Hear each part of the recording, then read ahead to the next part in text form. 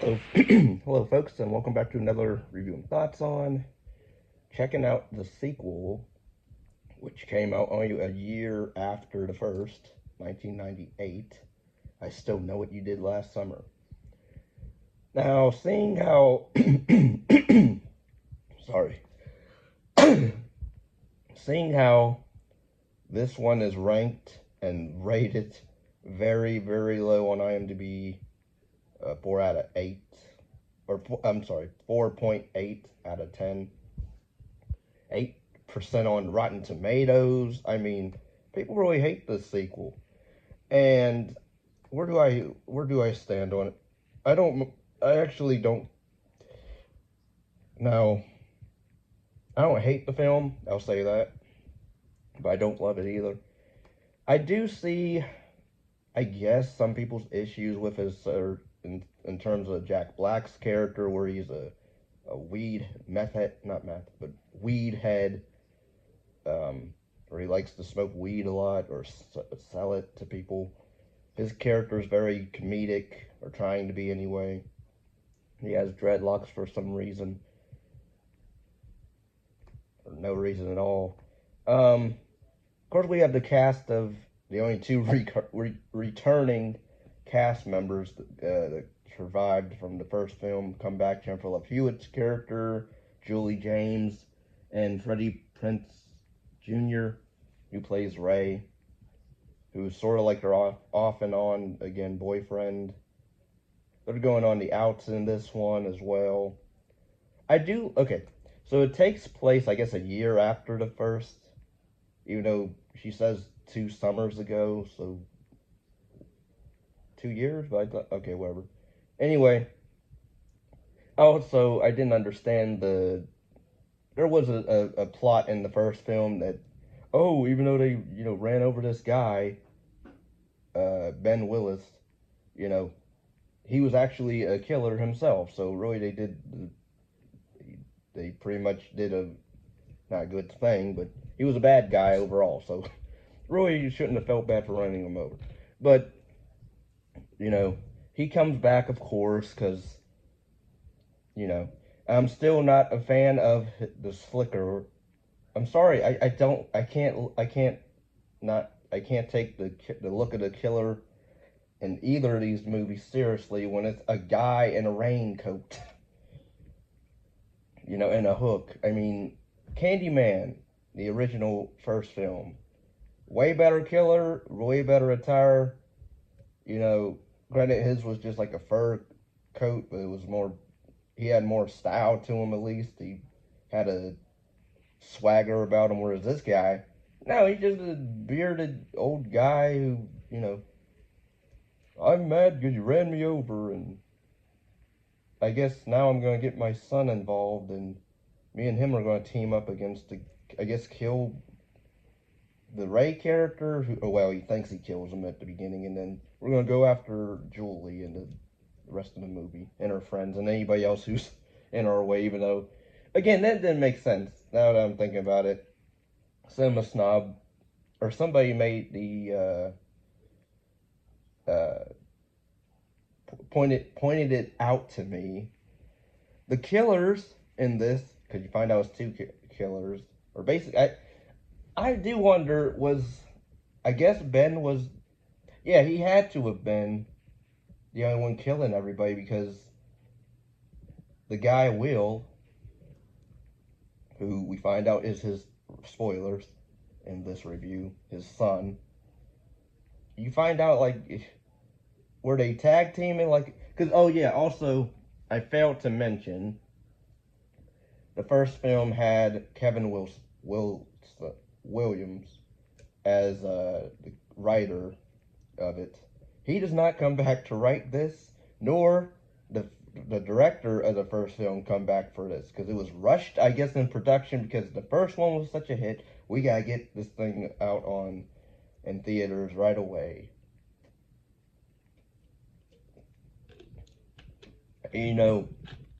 Brandy's in this as well. I'm not really a huge Brandy fan. I do like some of her songs, but her character overall was fine. Not, I know that some people find her a bit either unlikable or I guess annoying, but to a degree, I guess. But I didn't like her boyfriend character. I thought he was the most douche. He was the Barry of the group, where he seemed like a decent guy at the beginning, where he just wants to have a good time, and he's funny a little bit. And then like towards the middle, like the third act, he becomes like an a-hole to Julie, not believing her, and even though she's telling them what's going on, he's like, no, it's not. Bodies don't just vanish, Julie. And like, I'm like, dude, you're stupid. And then he dies later on in a lame, well, not really lame. It's a decent effect where a hook goes through his throat and pulls him upward. But yeah, like the Ray character is just there for me. I'm not a fan of his character much. I mean, granted, I will say he's devoted for Julie. He's willing to, he gets ran off the road. He goes to the hospital. He escapes the hospital, buys a gun, goes, takes a boatman hostage's gun, or he takes the boat captain's boat off to sea to save Julie, basically. And he comes up at the end and, helps save the day. Although it's Julie that does that kills the killer again. But I did like the fact that they didn't kill the boyfriend off character. So I like that. I do wonder what they'll do with this new one that they want to put out, which is coming out this month, the 18th of July. Also, happy post 4th of July. But yeah, the movie, my likes about it, I did like some of the music. Well, some of the music's not really as good as the first film, I'll give it that. I did like the one song when they arrive on the island. Because pretty much, it's a year after, again, the first film, Julie and Ray are trying to sort of date, but not really. They're like kind of distant with each other, or he's more distant with her than she is him, sort of. So sort of a mixture of emotions there, I guess. I did like the fact that they tried to play with the whole survivors, post-traumatic, the PTSD of the first film, where, they survived this ordeal, and now in the second film, it's a year later, and they're trying to live their lives normal, but of course Julie's still having flashbacks or hallucinations of the Slicker Man, and I did like the opening. I wish the movie kept that mood, that tone of the opening of this, because it's her walking into a church. She gets into one of those little confession boxes to talk to the pastor or whatever. But I like the opening shot of her just walking. It's a dark, gloomy shot. I like that. I wish the whole movie was more a bit dark toned, but it's mixed with Jack Black's either humor, terrible humor at that. He's not really a likable character. You don't know much about him other than they just like to smoke weed. You don't know much about Brandy's character either, that other than she's she's dating this other guy. I forget his name. Not Titus. That's Jack Black's character. I forget the black guy's name, but she's dating him. We don't know much about him either. And this other guy, Will, who, he's just some would call him a simp for Julie, which I don't blame him because Jennifer Love Hewitt in the 90s, so, yeah, I don't blame him. I'm not really the biggest Jennifer Love Hewitt lover, I guess you could say, or care for her much, but I mean, compared to her acting in the first film, I would say it's better here. Freddie Prinze Jr. as Ray, he's still amateurish to me in this, with his acting. I don't get it. I don't get the praise. But okay. They do try to. It's a standard slasher. Granted, not really any good kills except for maybe um, the black boyfriend of um, Brandy, Tyrell is his name. But yeah, pretty much the movie is it goes off the same beats as the first film, really, because it's just the Slicker Man is out for revenge again to get after Julie.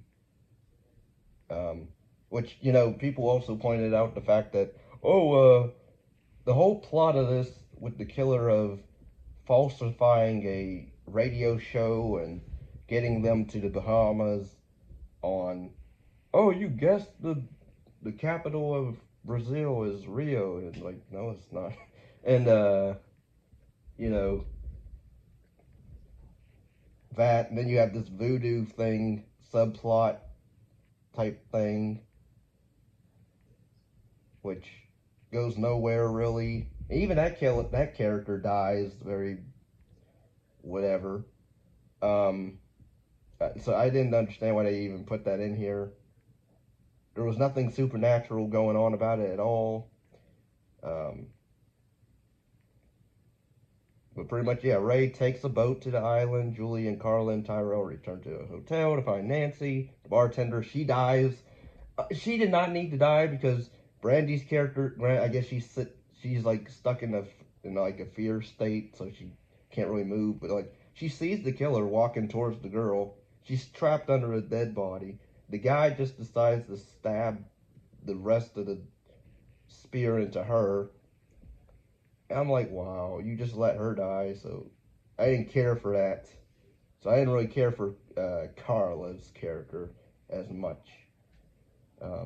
Even the chase scenes in this, they're just okay, but they can't beat Sarah Michelle Gellar's character chase, at least, because at least with hers is more suspense and there's more of a better tone going on and more was going on than, and I also wanted her to survive, at least, where I knew Julie would survive. I did see this movie before, a very long time ago, I believe, right in the early 2000s when it was on TV. But yeah, overall, like and also the ending, I don't like where it's a jump scare ending as the first film, which is stupid, because they thought, oh, this one's gonna be a big hit, and we're gonna get a third one. And it's like, no, you're gonna go straight to DVD. Even that third one I never saw, but I've seen snippets of it, and I'm not not excited to watch it at all. But yeah, overall, this movie, I would just say stick with the first film, because at least that one, although I don't know if you would care for the characters as much as here, and don't really care much about anybody here, except for maybe Julie and Ray's characters to an extent. But okay, sorry about that. My phone cut off on me again. But yeah, as I was saying, overall, I'm just gonna end it here. If anybody's interested in requesting any movie reviews, reaction videos, commentaries on movies, shows, series, whatever, what have you, PayPal link is in the description down below, or Patreon. Also, you can go to my BitChute channel where I also post stuff I put here, but much earlier on there, so, and it's free, so yeah. Thanks for watching. Take care. Peace and love.